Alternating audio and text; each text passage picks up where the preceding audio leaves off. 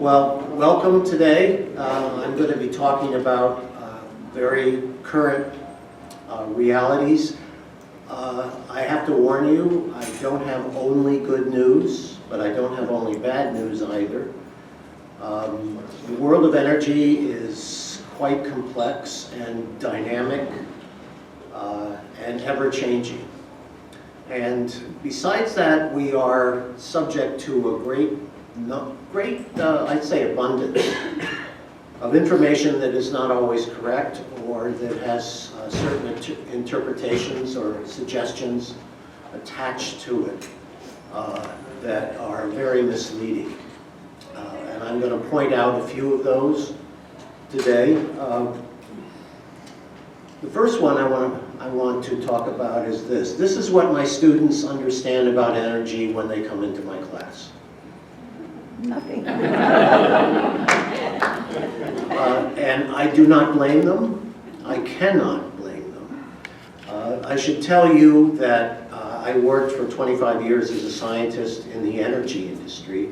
I use that term to disguise that I actually worked for what is considered now to be the great Satan. That means the oil industry. I was a petroleum geologist, an explorationist, as we say. And I pulled out of the industry in the 2000s, mostly because of climate-related realities. It was quite clear what the data was saying, but that was not necessarily acknowledged by everybody in the industry. It was also becoming almost impossible to be someone who voted for a particular party or not for another particular party and maintain a disguise in the industry. It's very unfortunate. I think it's a bit better today, but I've been out of it for quite a while. I do maintain contacts, so I know what's happening in the industry a fair bit. Since I've been teaching at the UW since 2005, I've educated myself about all other areas of energy and written an awful lot about them. And I am an advocate for talking about carbon versus non-carbon, rather than clean, dirty, about to be washed, which are really hygienic terms and moral terms. And from a scientific point of view, they don't really help things very much, especially when you see pretty well-known authors and journalists, even for the New York Times, talking about dirty electrons. You can imagine what physicists think about that.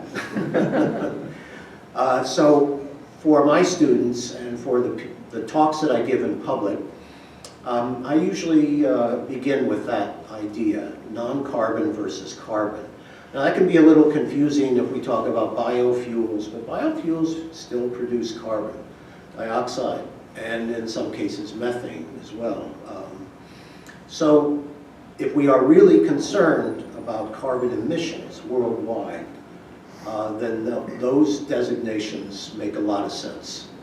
And they also help erase certain designations, renewable energy, über alles versus all other kinds of non-carbon sources, some of which are in the making and some of which we've had for a while. Again, language is important when it comes to energy. I mean, it's important about everything, but energy tends to be coded with a discourse that is built up over time and that we kind of have to see through. It creates a curtain, I think, to our proper understanding. Hopefully you will emerge from today with some new ideas or some new perceptions. Maybe not. You may be there already. That would be very nice and not surprising given your backgrounds. I did want to start with this because this is going on right now and will continue for at least another 10 days, most likely. Yes, it is in an oil capital, and yes, this was a very controversial decision to make. And yet, it has a rationality behind it too, because if these guys aren't on board, then we're in real trouble. And they're not on board. Not all of them. Largest fossil fuel producer in the world is who? Us. Us, by far. And that includes oil and gas, not coal, but we're up there with coal as well. We've gone down quite a bit. But oil and gas, we have no peer. We reached a peak of oil production that we've never reached before this year. A year that where everything was predicted to be kind of at a lower level. Can everyone hear me? Yep. Am I talking? Okay, great. Mikhail, you can hear me? Yeah. Ah, that's good. So, COP28, what are they going to get done? What are the pledges that have been made? These are some of them so far. To triple renewable energy, and by that we know what they mean, right? They don't mean my favorite, geothermal, because I'm a geoscientist. They don't mean tidal. They don't mean oceanic. They mean two sources, solar and wind. And when they talk about solar, it's mainly solar panels, not what is called CSP, concentrated solar power, with a big tower that is using molten salt rather than water as a source of heat absorption. And if you're ever in Southern California in the Mojave Desert, there's a lovely tour you can take of the Ivanpah solar installation. I recommend you go perhaps in a year because it's suffering from some physical damage at this point. At this point, solar panels are not invulnerable to the desert impacts. In any case, so we're talking mostly about two sources. So tripling those by 2030. Now that's an awful lot of money, and that is a lot of production. And some of you may know who's doing the most production of that and the most export of that. And that is our good friend China. And they have been there since the 2000s. Whatever we think about the Chinese in terms of Mr. Xi's foreign policy and strategies, we have to give them credit for seeing where demand would be. And that includes battery technology, doesn't it? Very much so. That includes rare earth technologies. They developed their mines in the 90s, mostly for other applications, a lot of military applications for those. And then solar. They are the main reason why solar prices globally have come down so much. Essentially, they were state-run, state-owned to a certain degree, enterprises, heavily subsidized by the government, and they were able to flood the market. You look like you're from the early Holocene period, like me, so you remember Japan did the same thing in the 1970s and the 1980s, and of course they were going to take over the world at that point, right, until they had their lost decade. But Japan was indicted again and again and again for both flooding the market with cars and with semiconductors and a number of other products, and also manipulating their currency. China isn't doing this, hasn't done this just out of thin air. But the Chinese did perceive that there would be a major energy transition and there would be a massive demand for solar panels. So they got there. They are the reason that Mr. Obama's $500 million gift to Solyndra, if you remember that, which was a solar company in Massachusetts, fell flat because the Chinese killed the price and we could not compete, neither could Europe. And it's kind of remained like that to a certain degree up till now, and now it has a geopolitical dimension to it, a very strong one that is part of the rearrangement that I'm going to be talking about. We are really in a different era of geopolitics of energy. a more uncertain one in a number of ways that I'll show you. But let's get back to the pledges. The other one is to triple nuclear power by 2050. So you may know that nuclear is now has a big plus sign in front of it.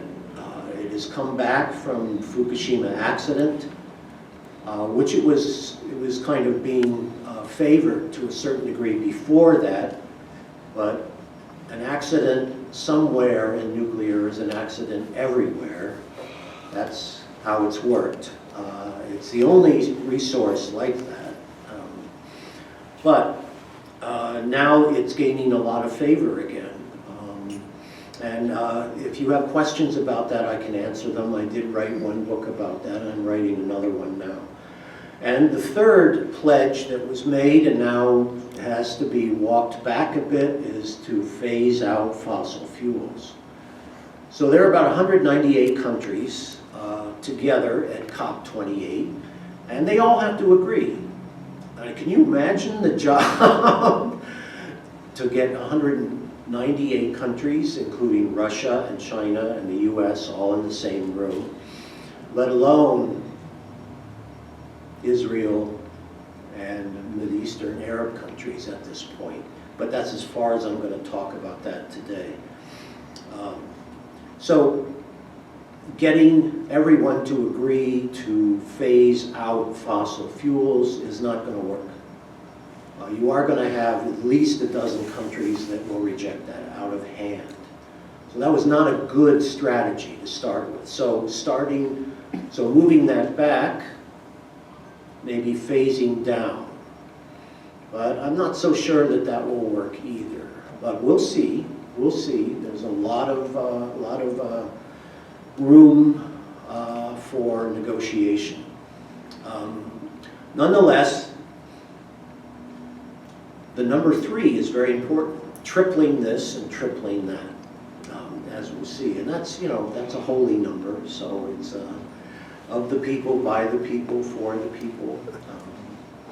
So this is going on now, and I'm not sure that it's dealing with this reality as much as it should. I think he's done a lot. Let's admit he's done an awful lot of hard work to make sure that Russia is one of the bad actors of the 20th and the 21st century, unfortunately.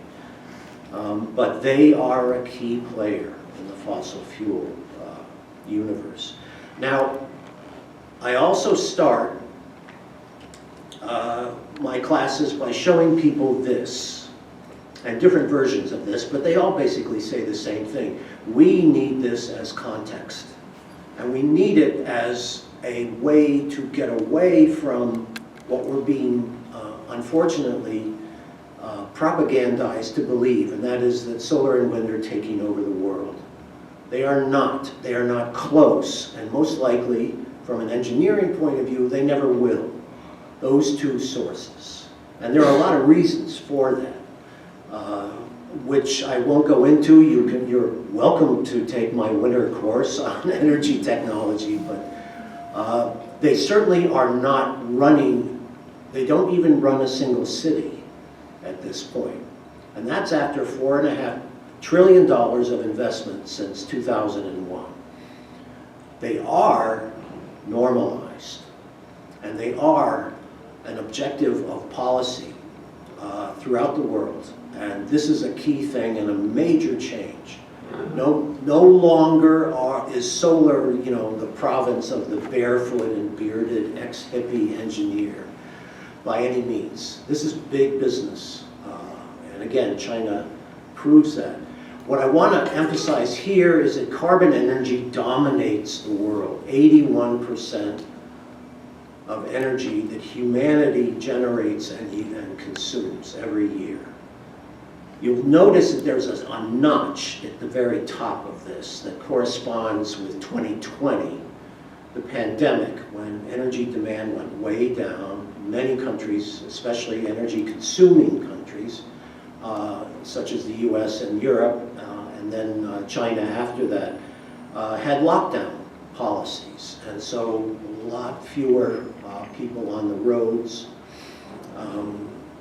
And so there was, and a lot less energy use in the commercial and the industrial sectors. But this is the reality of today. It is not going to happen by 2030. Will it happen by 2050? I don't know. You know, like the chairman of the Yankees baseball team, Chairman Yogi, one of his sayings was that it's tough to make predictions, especially about the future. And energy is so dynamic at this point. It's very difficult. Could this all turn around? I don't know. I really don't know. In terms of having it happen suddenly, I do not think it will. By my calculation, it is now in a $40 trillion series of industries around the world, oil, gas, and coal. $40 trillion. Now that involves not just extraction, it involves their transport, it involves pipeline systems, it involves refineries, petrochemical plants, and entire energy systems.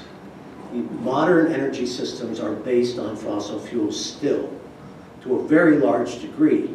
I will show you that we in the West, or in advanced, wealthier countries, more technologically developed, we are not in charge of that any longer, of making the decisions about that. There has been a historic change in the past 15 years.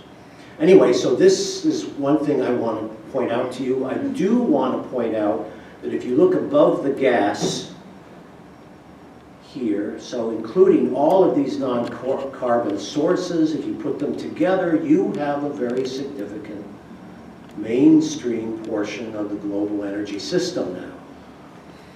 And that includes hydro and nuclear and solar and wind and biofuels and the little bit of, unfortunate, little bit of geothermal that's been developed so far. Geothermal resources are huge, but that's another talk. And so I won't continue. Notice that also included here is wood plus in the bottom. That means sort of vegetable matter, animal waste in a lot of societies in certain places, low-income countries. And that has to be included, I think. Those are carbon energy sources. And they are things we would like to do away with. They're very polluting. They're terrible for indoor pollution, particularly for women and young children.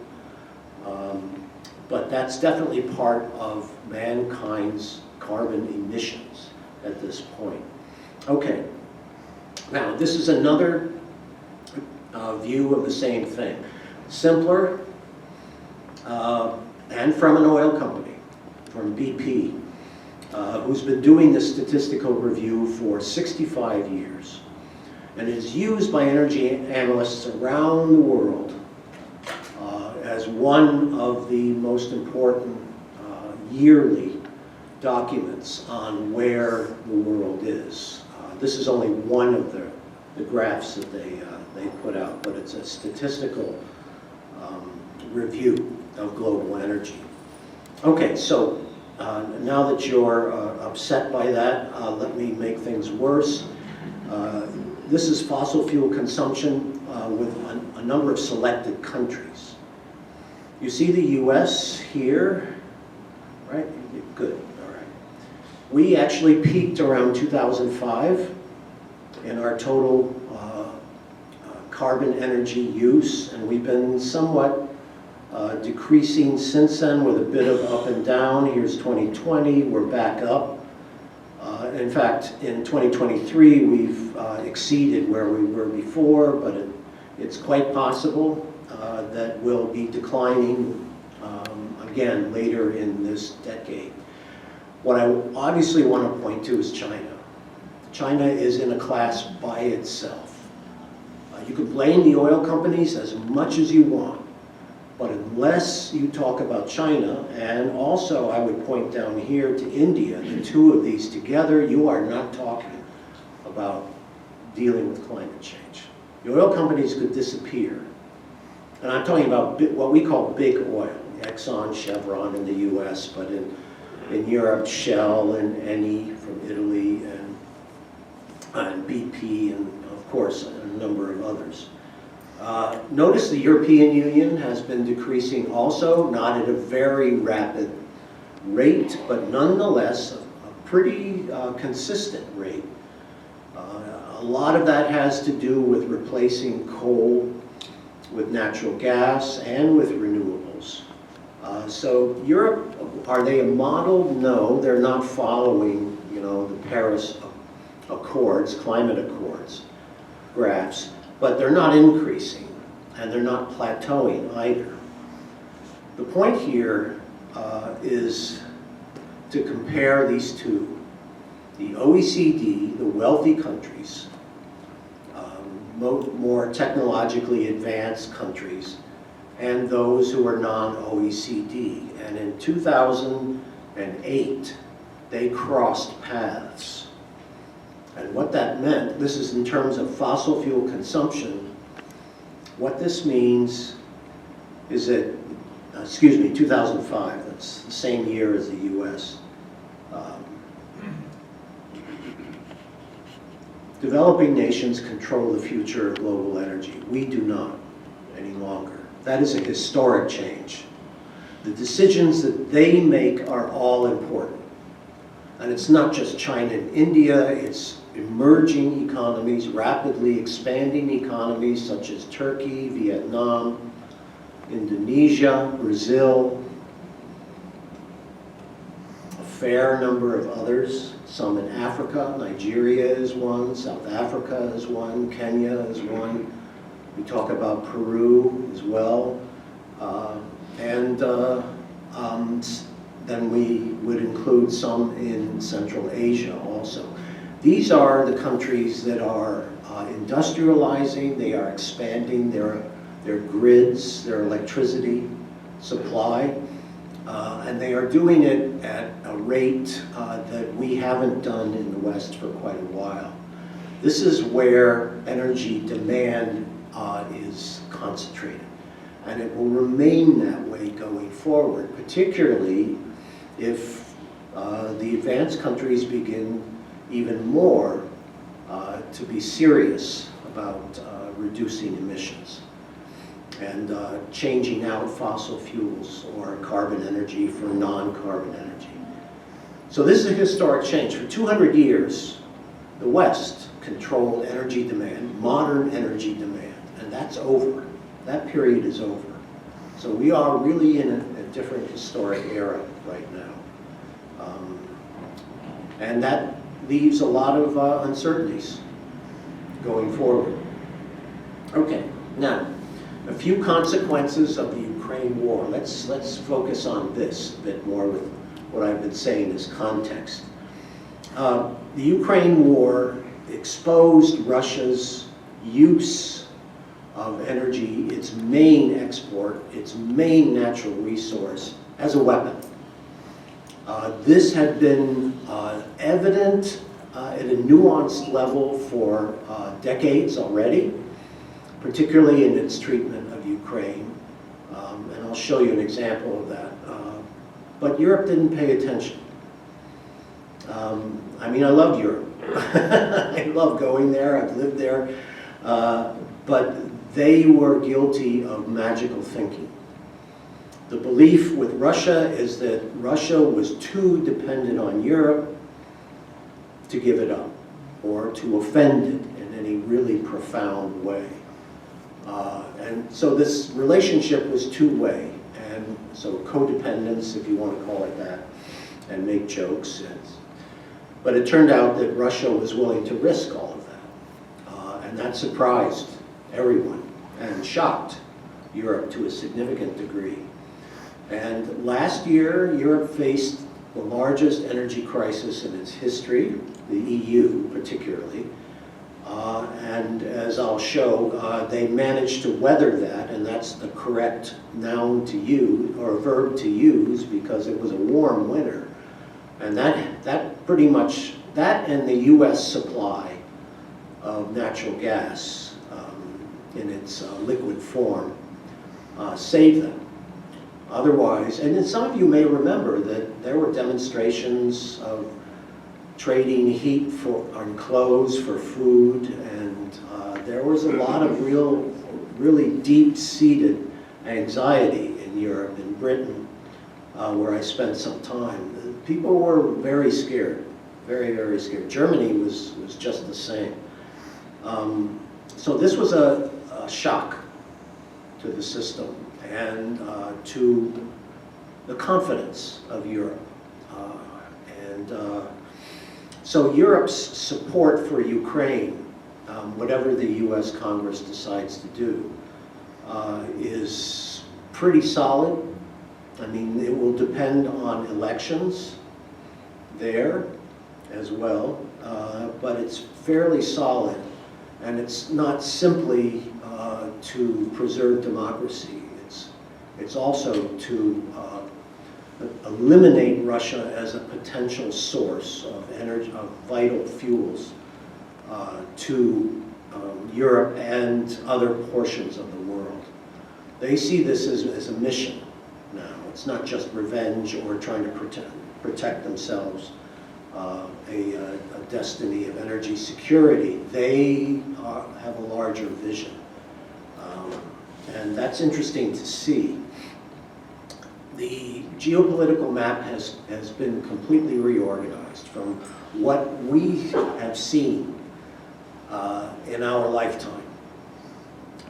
For the longest period, from 1971 up until quite recently, till about 2015, 2016, the biggest foreign policy anxiety for the US was foreign oil, right? We would put pressure on countries to obey human rights and then support, these oppressive royal kingdoms in the Middle East. It kind of made everything look hypocritical coming from the West. It was so dependent. That was eliminated. That is gone. And the reason, and this is part of the complexity, the reason is the fracking revolution. That's something that I could talk about to an enormous degree. I watched it happen. I wrote about it in a lot of technical papers. It was very interesting to see. So that's a technology that is viewed very negatively by a large portion of the Western population, and yet it eliminated that enormous dependence on OPEC. A dependence that Europe actually reduced consciously to increase its dependence on Russia. And that was giving up the devil they knew for a devil that they didn't. So there's been a very significant geopolitical reorganization with Russia no longer in a position of control over the supply of oil, gas, coal, and petroleum fuels, so jet fuel and diesel and gasoline and other more niche fuels. And that's changed the whole nature of global energy. Europe and Russia are no longer connected as they were before. So Russia has to send its products somewhere else. And Europe has to get its products, even as it tries to turn down its use of them, from somewhere else. And that somewhere else is the United States, above all others. So we have become the replacement for OPEC and Russia. It's interesting. It's very interesting. Even while we are not completely self-sufficient. These are the complexities of the geopolitics of energy right now. And we could wish that all of this would be simplified and and erased from the map with the advance of renewables. But unfortunately, renewables come with their own geopolitics. There's no separation from energy and politics that I can see, either in the past, certainly not the present, or in the future. So this is not great news, but it is reality. And if we are serious about the energy transition, we have to face what is real, rather than various versions of what could be. And I think that has actually happened to an unfortunate degree, and it provides a hurdle. It sets up a hurdle for real progress. Okay. So the energy transition is now in a new stage. Is it real? Yes, it is very real. We see it on the streets. We see this slow-moving revolution in transport, in cars. And eventually, at a future date, uncertain, it will affect all forms of land transportation, possibly marine transportation. Air transportation is still an open question. But nonetheless, there are plug-in and EVs, electric vehicles, on the roads. I see them a lot in Seattle. We're in kind of a nice island for that.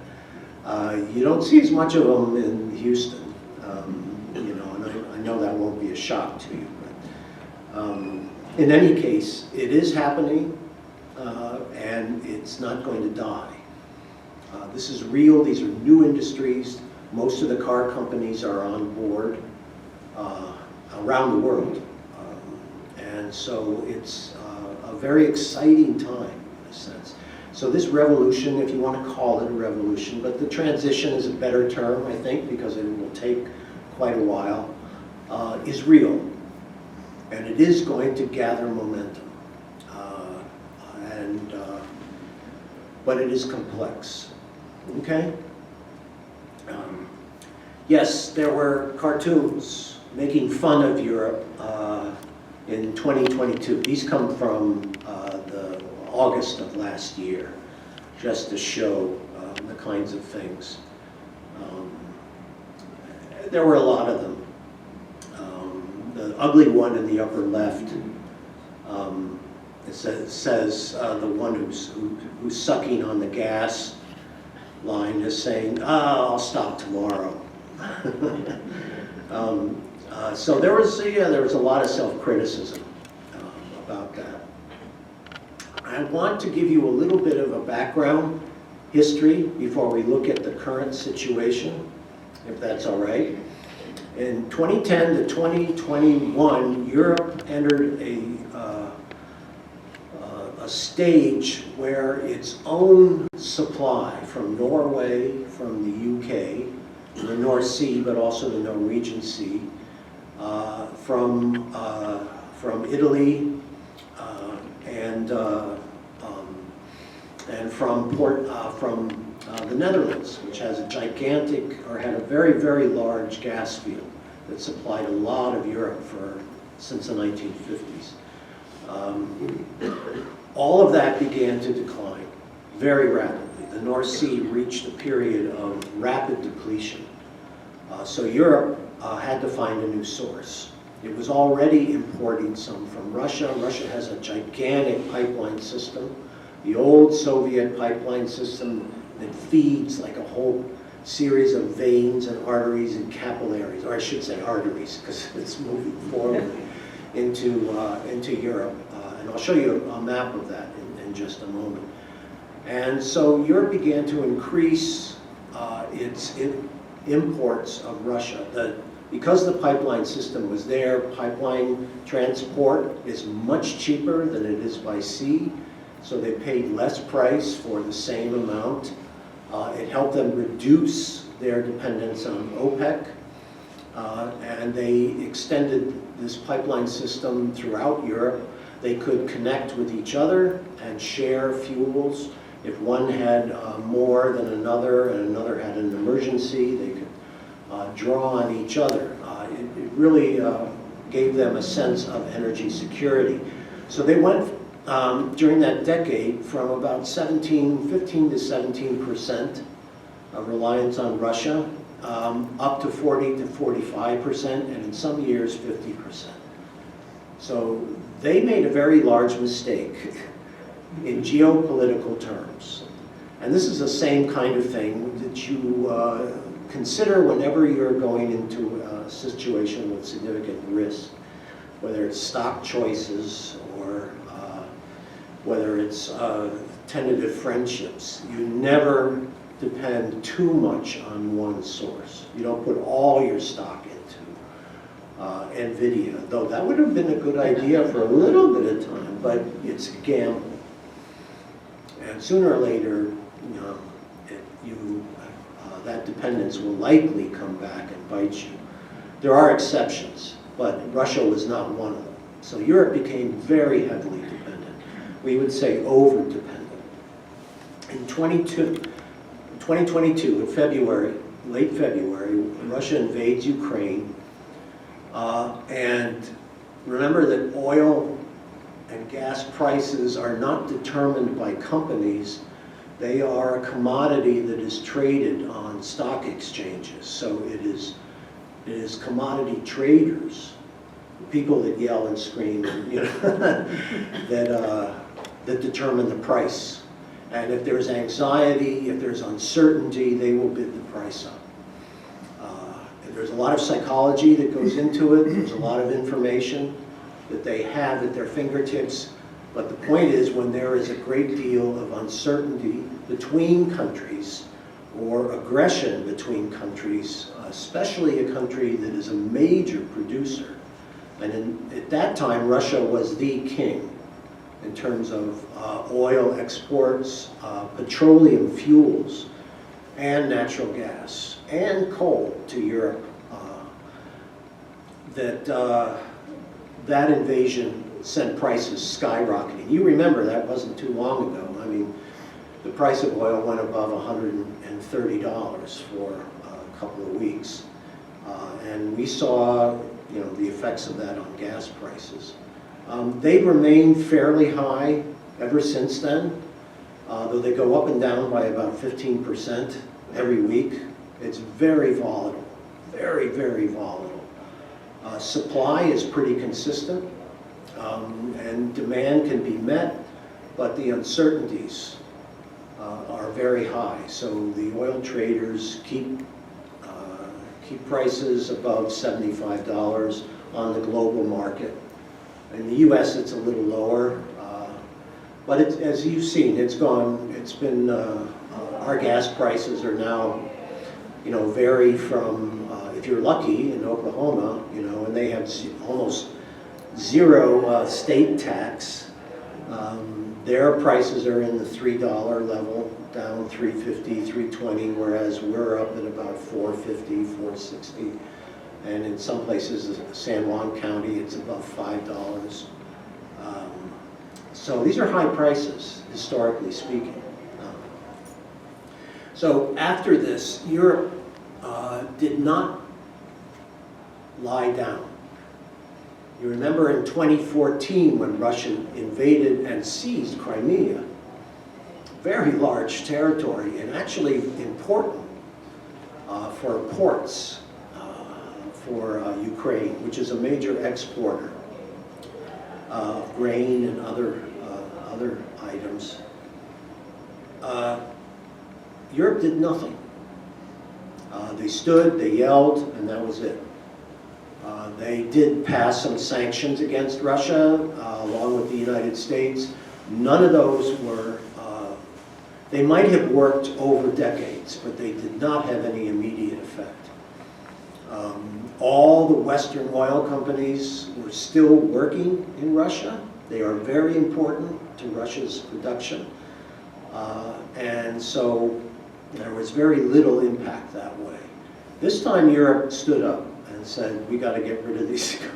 We have to change very significantly. And so they began to cut their imports.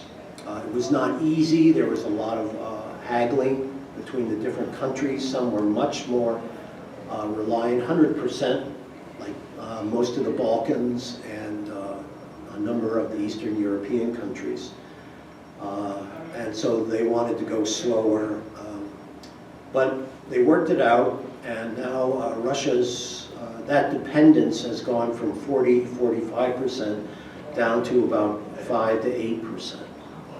So they did this within a year. This is really a shock. And their people did suffer quite a bit. They're in much better shape today. They are changing their technologies. They're putting a lot of heat pumps in. They are also importing more natural gas from other sources, not just the U.S., but certainly the U.S. But they have really cut their dependence on Russia down to a much lower level than it was before. The U.S. does not have national companies, right? So the president cannot tell the oil industry, the oil gas industry in the U.S. what to do. He has to go with his hands out, not begging, but he has to go say, you know, help us out. And they can say, you know, they can give him an Italian answer if they want. And they do, and they do. And so there's no one to control that industry except, well, you could say Wall Street for the public companies, but the oil industry in the U.S. consists of companies the size of Exxon with almost 150,000 employees, down to a single person that runs their own exploration outfit, like I did for a number of years, looking for natural gas and finding it. So this is a complex animal, and it has many, many moving parts. And it saw the demand from Europe, and it got on its hind legs and took off. And so we have a major capability of shipping natural gas overseas now in LNG, liquefied natural gas. There's quite a history behind all that. They were originally import terminals, but they have all been turned into export terminals, again, because of the fracking revolution. So the U.S. came to the rescue. It really did, and helped Europe, even in its darkest time, which did not become bright. It was still fairly dark during the winter, but it did not face collapse of its energy systems, and that had an awful lot to do with the U.S. So this is what happened in 2022. What was going to happen the next year? Well, it turns out that in late 2022, Russia decided to change, to say, okay, to Europe,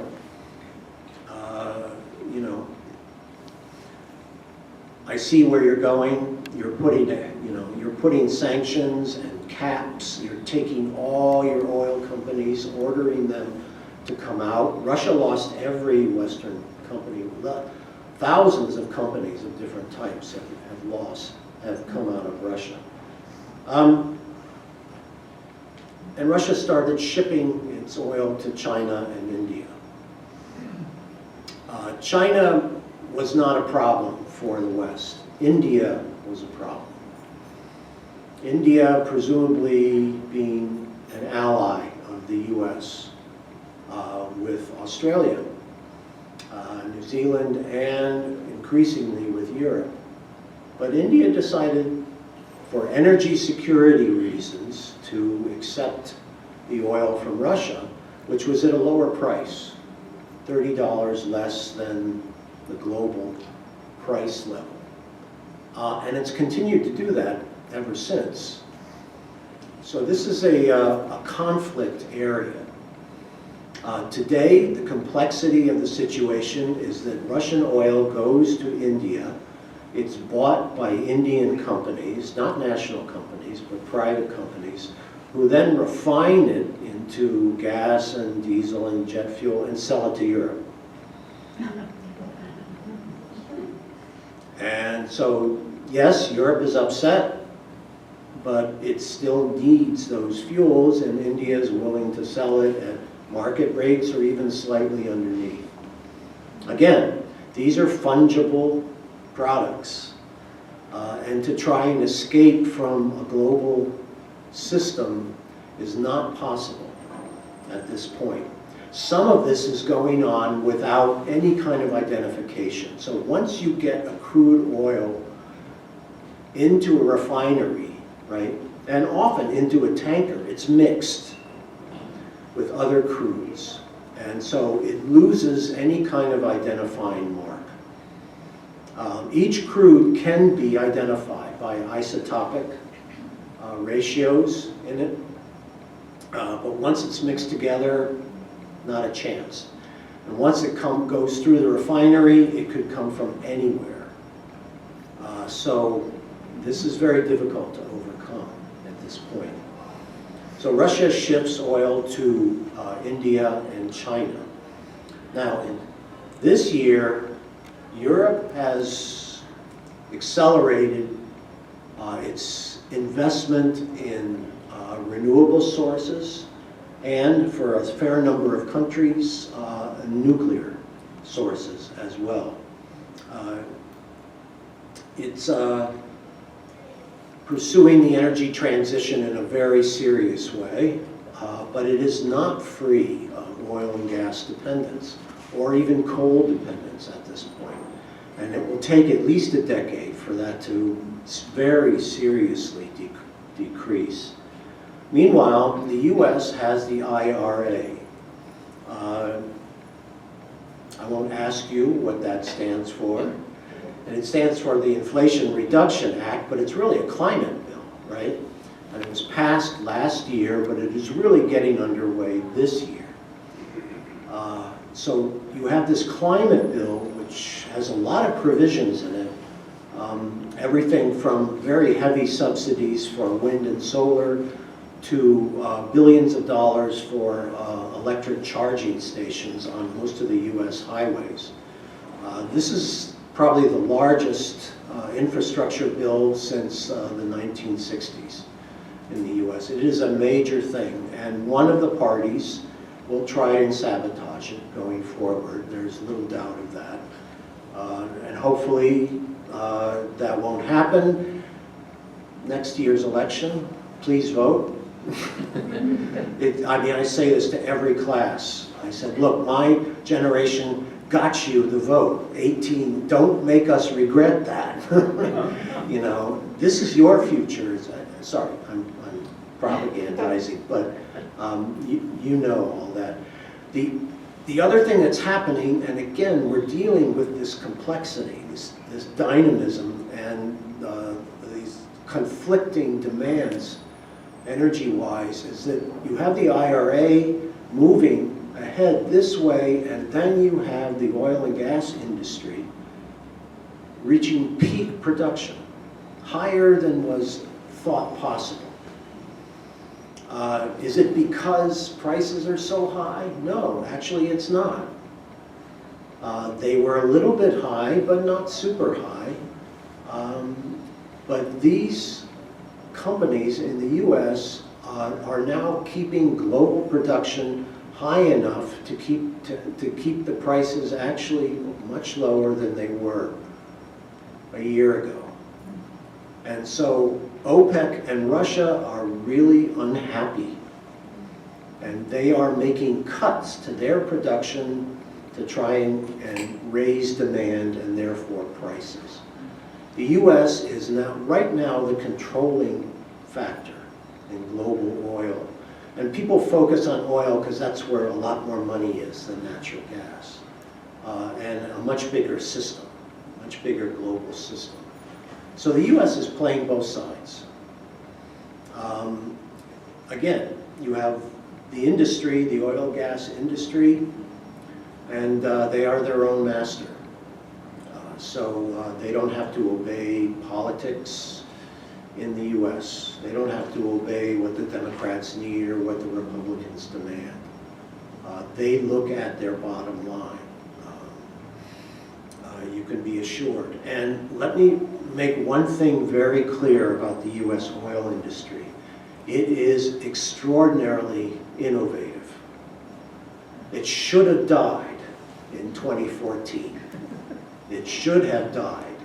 Why? Because its production went so high, so fast, that the price just collapsed. There was a global collapse in the oil industry, and it was all due to the U.S. And it's inebriated love affair, with fracking. But they didn't. A lot of companies went bankrupt, but a lot others innovated. And they were able to recreate the way they drill and produce wells so that the cost was much lower, so they could survive on lower prices. And then they came roaring back in the last several years, since 2020. They are extraordinarily innovative, and that is a real problem if you are worried about climate change, and please be worried about climate change, because it's serious already. This is a case, and I have not seen economists take this on, but it would make a lot of sense. This is a case where innovation is working against another even more important market, the market for renewables and the demand for them, and the policy to back that up. Okay, this is Russia's pipeline system. Wow, my gosh. Yeah, I mean, this is a big country, right? 11 time zones and all of that. But what I wanted to show you here, all of these pipes here go into Europe. And a lot of them go through Ukraine. It's part of the problem. And Ukraine was not paying its debt to Russia and was stealing some of the gas. And this was actual stealing. They had a contract, and they would essentially take more than they paid for. Did they need it? Absolutely. But Russia decided to have a geopolitical plan with its pipelines. Russia may not have the best geologic knowledge about finding oil reservoirs and producing them, but it is very good about building pipelines. So it created what I call the Great Pincer Play. It built the Nord Stream 1 underneath the Baltic, up here, to go into Germany, and therefore into the European pipeline system. And it built the Turk Stream and the Blue Stream systems under the Black Sea, through the Black Sea, into Turkey, and in through Bulgaria. So it went around Ukraine and continued. And Europe did not see this as a geopolitical plan. They saw this as Russia trying to maintain its market share, yes, important and all of that, but they didn't quite understand that it was actually intended to increase their dependence. You also notice that Russia's pipeline system to the east is much smaller. So its supply to China and India is mainly by ship. And that increases the cost. And so Europe and the US put sanctions on the ship and put a cap on the price that Russia could be paid for any amount of oil. And that was about $60. That was $60, and that was usually about $20 less than the global amount. So Russia's revenue went way down. But that's not the only way that you can move oil around the world. This is a sort of an arterial view of Russia's penetration of Europe in terms of its pipelines. It's very, very significant, very significant. And imagine this entire system now is shut off. So Russia has been using what are called shadow tankers. These are older tankers. They're out of service. They're bought up by companies, some of whom have an address that's not much more than a post office box. And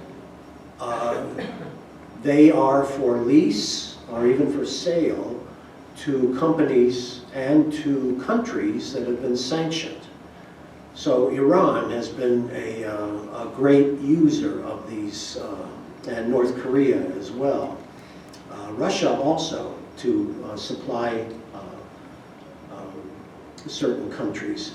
But now Russia is the major user. It uses over 400 of these dark tankers. Now they have real problems. They're not well maintained. A lot of them have heavy rust.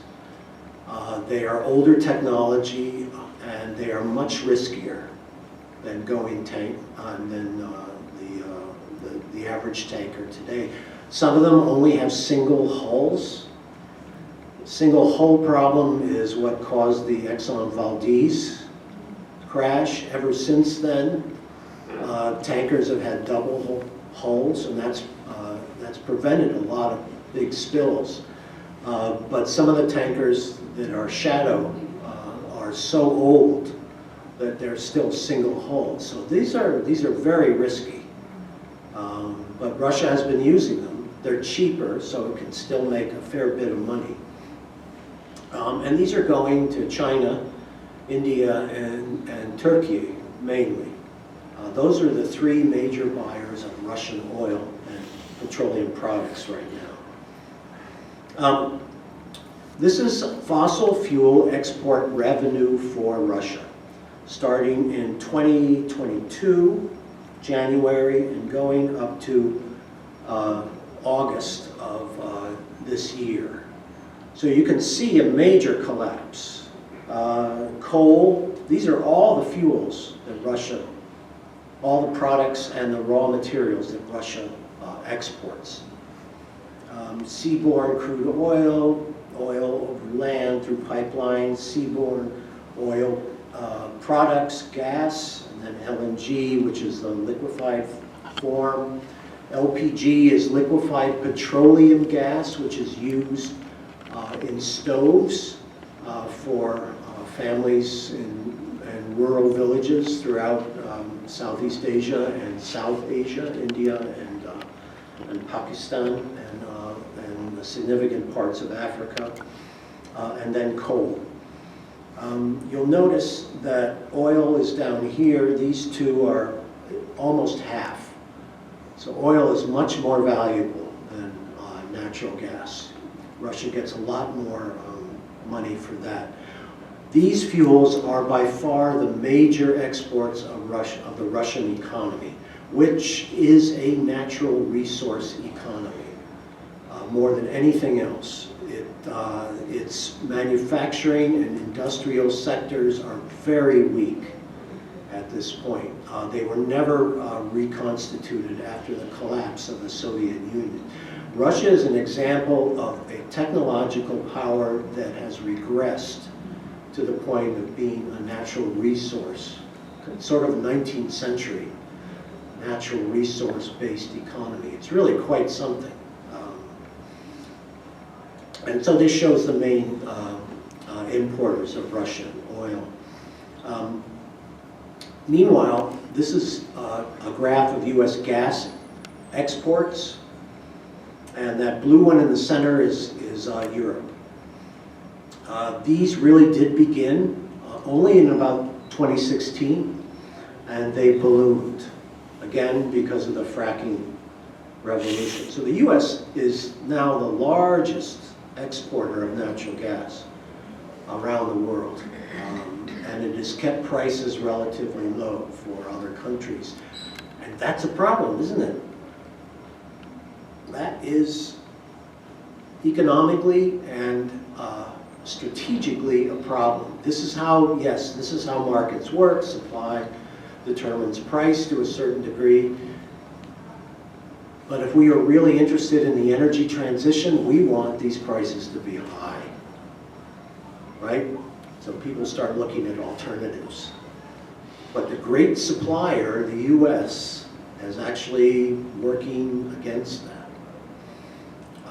And there's nothing that the government can really do except to try and, well, you saw that Biden tried to put off limits all drilling on federal leases. But the problem there is that the majority of land that is worth anything for drilling was already under lease, under 10-year leases. And once you drill, that lease is automatically extended. So you have to change a number of laws to move away from this. These are all the complexities. You can't just make a single decision and stop everything. It is really heavily integrated into daily life here.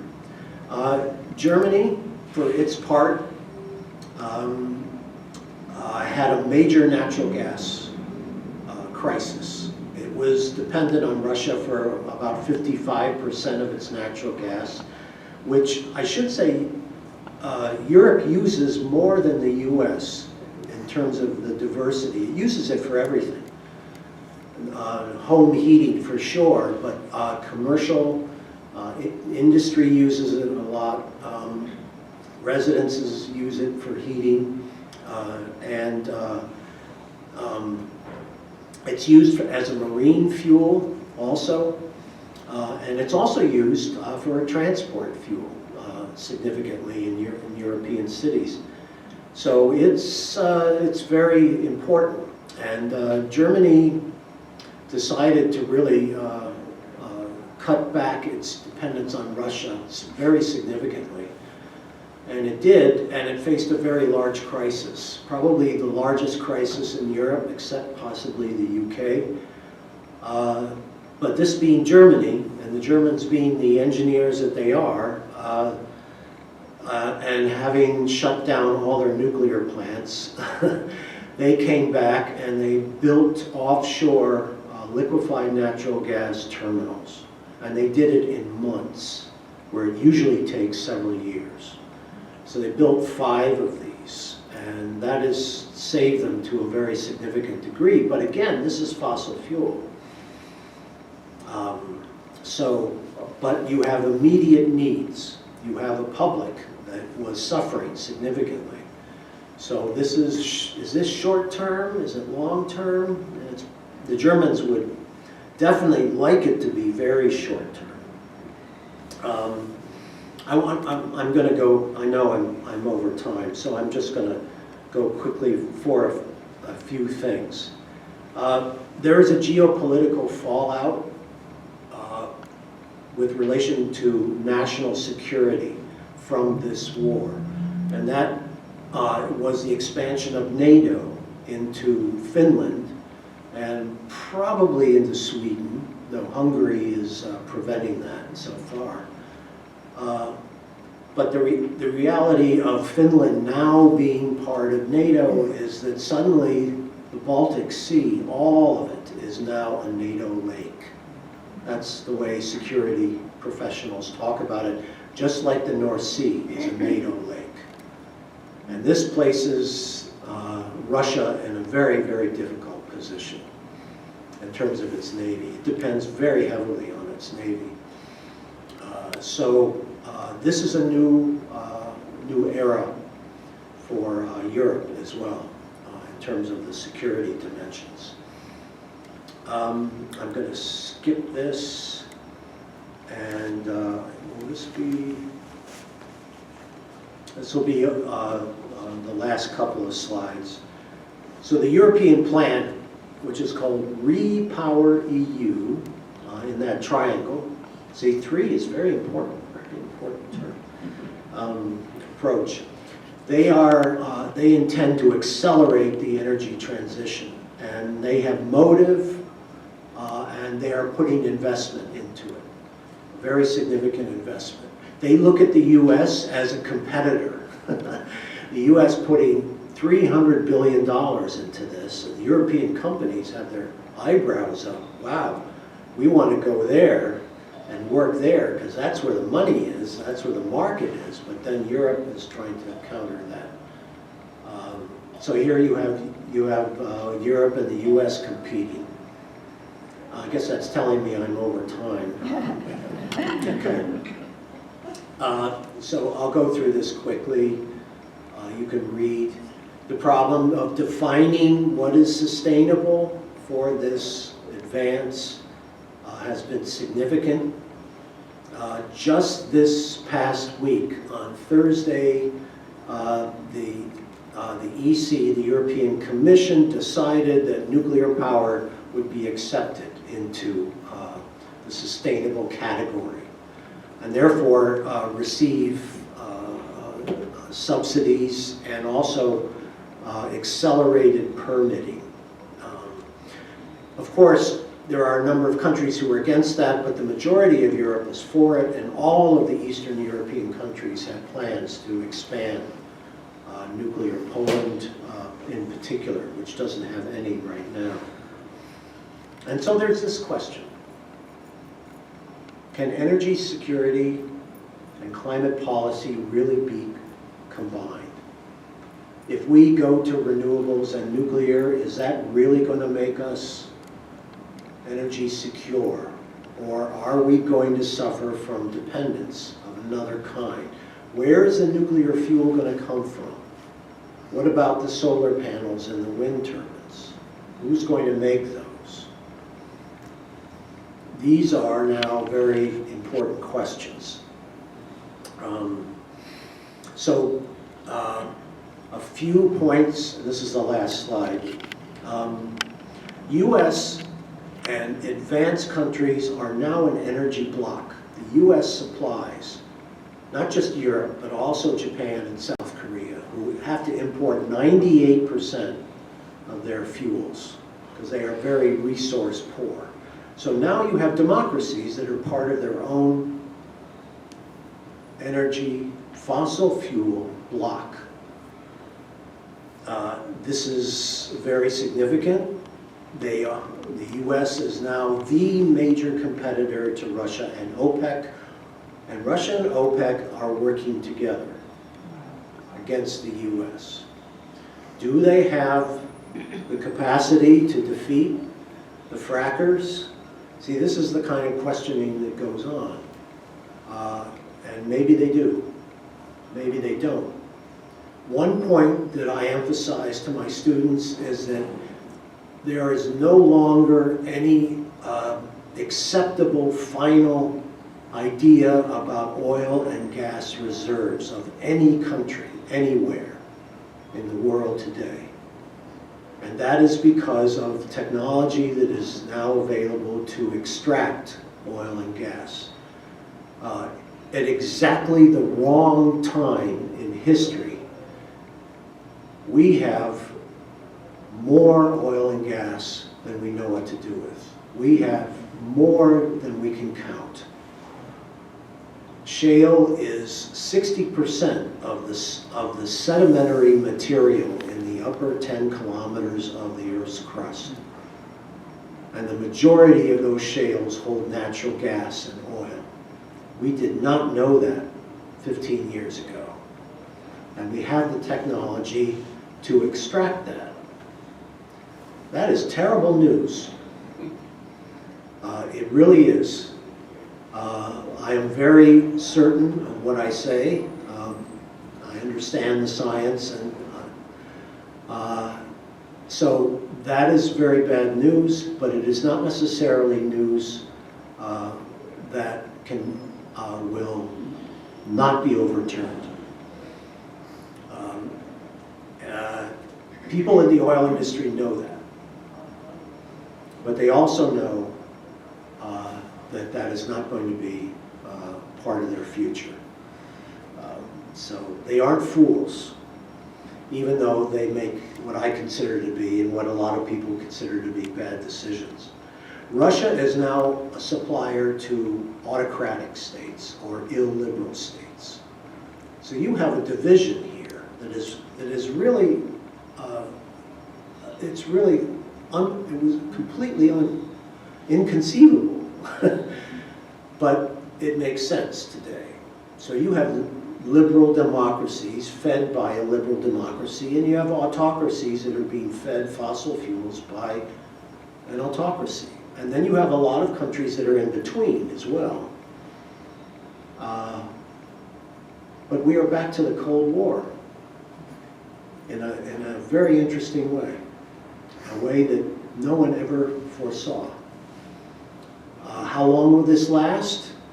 I don't know. Again, sayings of Chairman Yogi.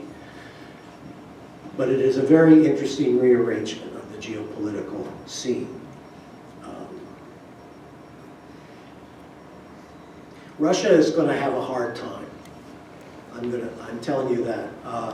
It has a war economy, and yet it needs huge investments in its natural resources, in its oil and gas, because all of the big companies have left. It was very dependent on investment from Exxon, Chevron, Shell, BP. All of these countries were there because Russia has enormous resources. But they're all gone. The last one was Total, and it's been forced out of development up in the Yamal Peninsula in the Arctic.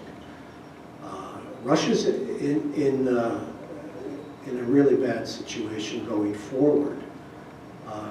We'll have to see. But this war economy is drawing an awful lot of its investment capability. China is where I started with.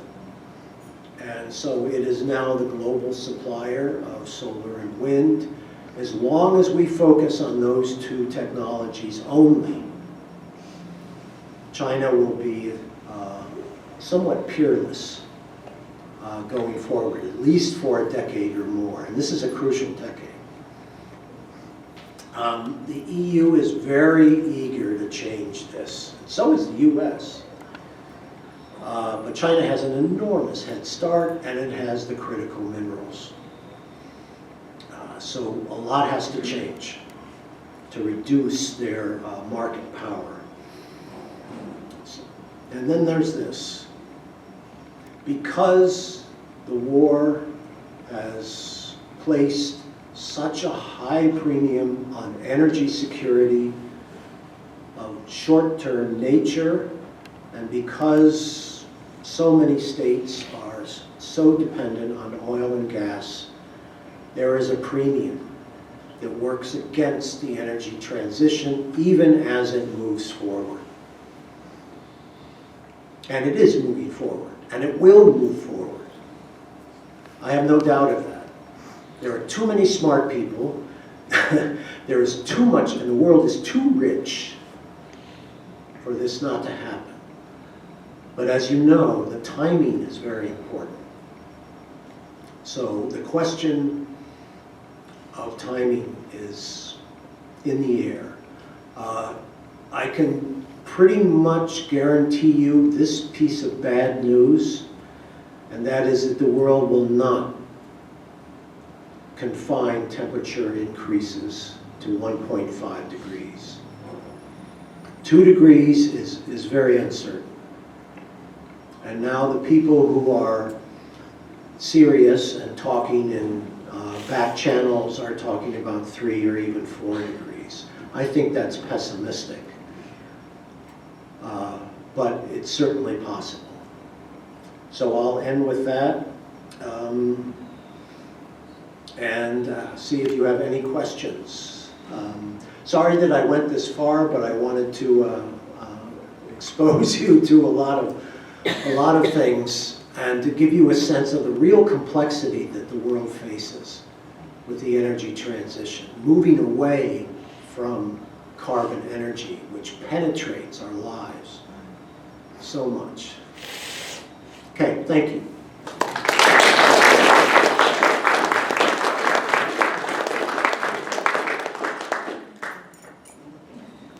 The gentleman in the back. Yes, I wanted to ask your interpretation or prediction about the changing human fertility rate. Oh my goodness. Expected to peak within this century, and that's going to change the dynamics of all of these interactions. Well, it's, that's a little bit out of my area of expertise, but I do know, as a man, I do know that that our count, our sperm count has already peaked to a large degree. The fertility dimension is very important, there's no doubt about it. It's very low, and this will make, most likely, and this is the UN predictions, this will shift the population center from Asia, where it is now, to Africa by about 2070. So Africa will be the ultimate determiner of energy questions in the later part of this century. Right now it is definitely Asia, and mostly East and South Asia.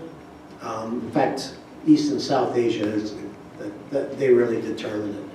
Not just from their population, but because of their technological advances. So that's sort of the way things look.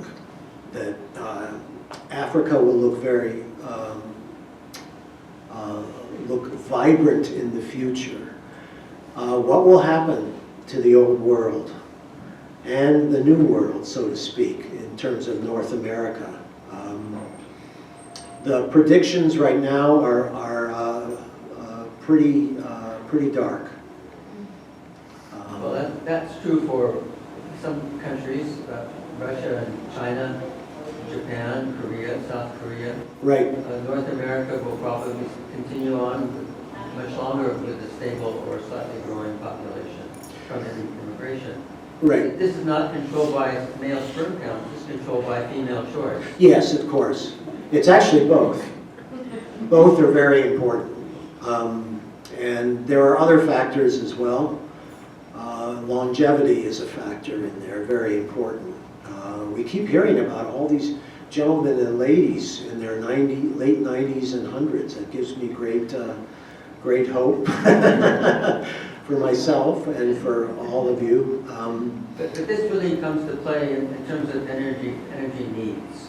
Energy demand. That's right. Yeah. And those curves will intersect in ways that will be hopefully advantageous, but not necessarily so. Yeah, it is difficult to know how far automation will go, for example.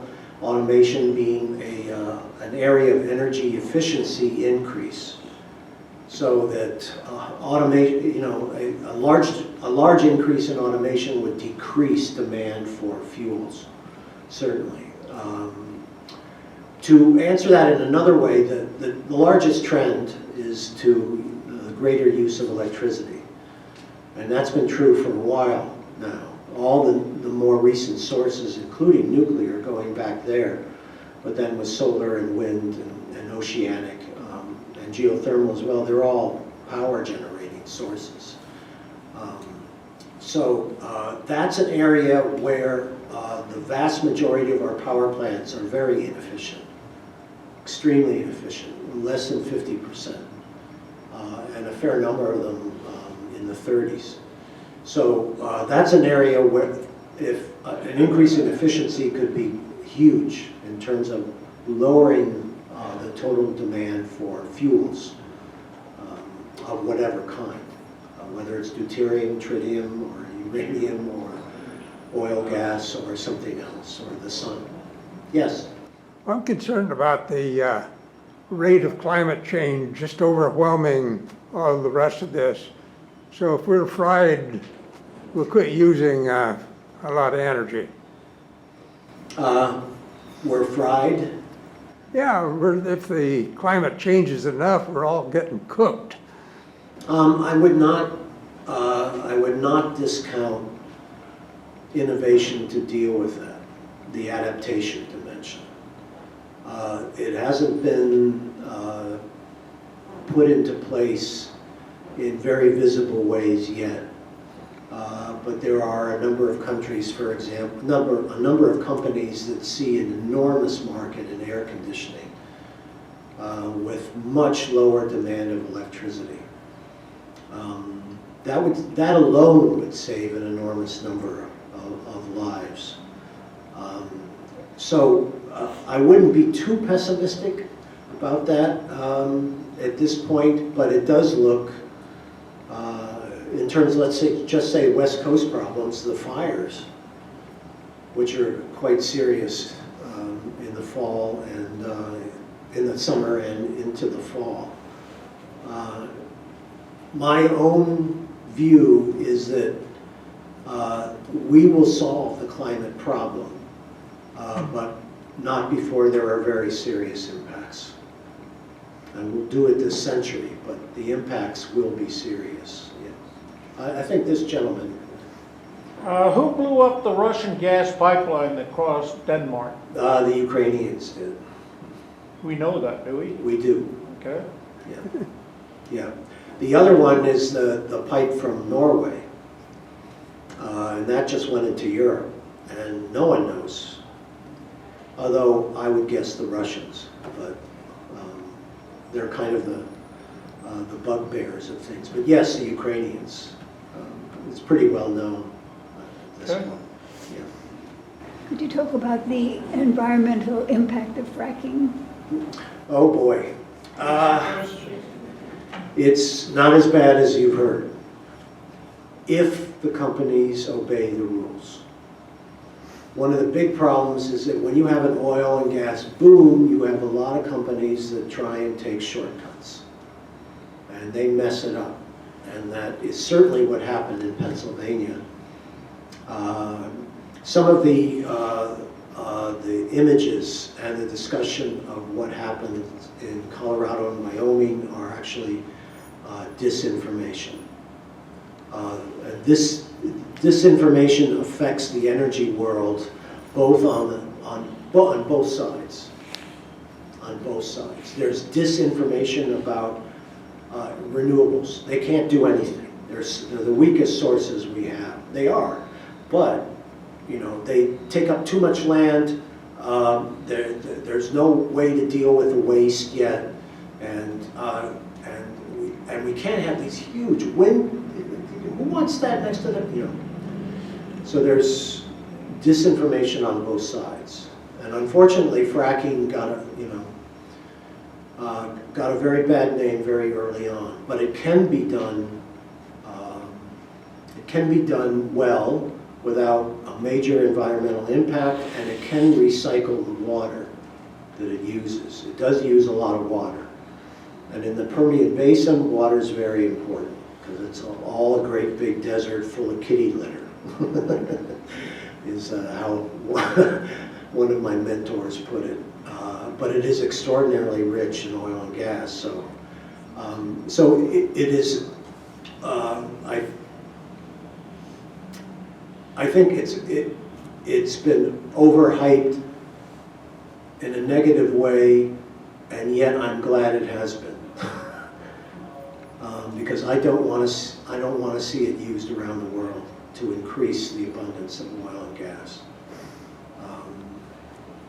We definitely do need to reduce our use of that. Coal first, but the oil definitely next. And oil is going to be very difficult to replace, not just because of the transport, but because of the petrochemicals. If you were to look around this room and look in the mirror, the number of things that come from petroleum would astound you and depress you. So I'm not going to pursue that anymore. Thank you. Any other questions? Wow. Okay, good. I know you have to eat dinner. Thank you very much.